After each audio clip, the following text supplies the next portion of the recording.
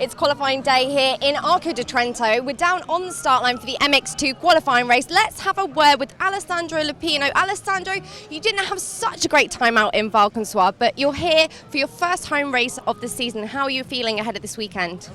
Yeah, Valconsoir was not a lucky weekend for me. It was many crashes and many things was happened. And now I'm training hard on Italy these last 2 weeks, so I'm ready for here.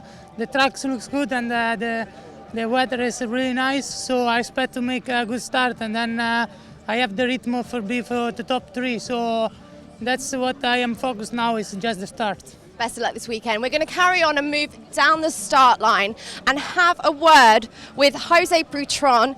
Jose, last time out in Valconsoir, we saw you have a pretty wild crash. Obviously hoping not to do that again this weekend. Yeah, this weekend, that morning was have been a little bit no good for me because I didn't find a good lap.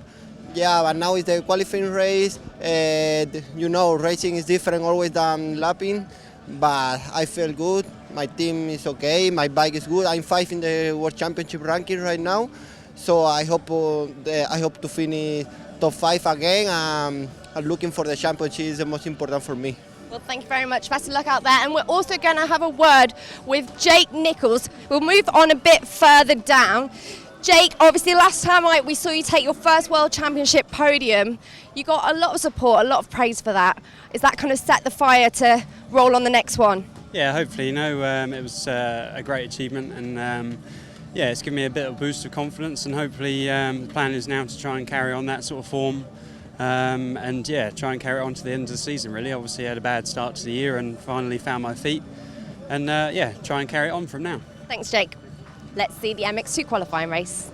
Well, in the pre-qualifying, it was Jeffrey Hurlings from Tixier and Dean Ferris. They were the fastest 3, but in the qualifying race itself, there was a big crash at the turn 1 that involved Jake Nichols and our championship leader, Jeffrey Hurlings. But you see Hurlings just managing to keep the bike upright and get himself off as quickly as possible. That meant that the door was open for the 259 of Glenn Coldenhoff. So Coldenhoff was on the charge ahead of Dean Ferris, Mel Pocock, Jordi Tixier. Dylan Ferrandis had a good start but only last 2 laps, and then Charlier was down in 6th position with Hurlings on the charge through the field.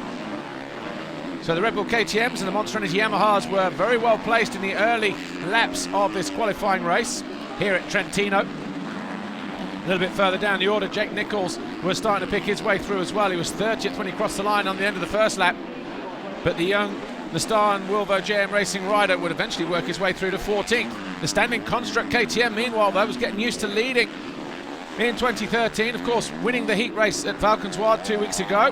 He was looking good for a possible heat race victory here, but Dean Ferris, the 111 on the Monster Energy Yamaha, and 911 Red Bull KTM rider Jordi Tixier weren't making it easy for him. In fact, Ferris started to drop back into the clutches of his teammate, Mel Pocock, and also the 23 of Christophe Charlier, as Tixier went in pursuit of Coldenhoff. Meanwhile, Jeffrey Hurlings was on the charge as well, and on the very last corner he found his way past Christophe Charlier to finish in 4th, but the checkered flag went out and it was a win for Jordi Tixier. Glenn Coldenhoff was 2nd, Ferris 3rd, Hurlings 4th, Charlier 5th. Jordi Tixier making that cheeky pass at the end to take the win here in today's qualifying. Some of the riders saying it is a bit difficult to pass on this track, but it didn't seem to be a problem for you.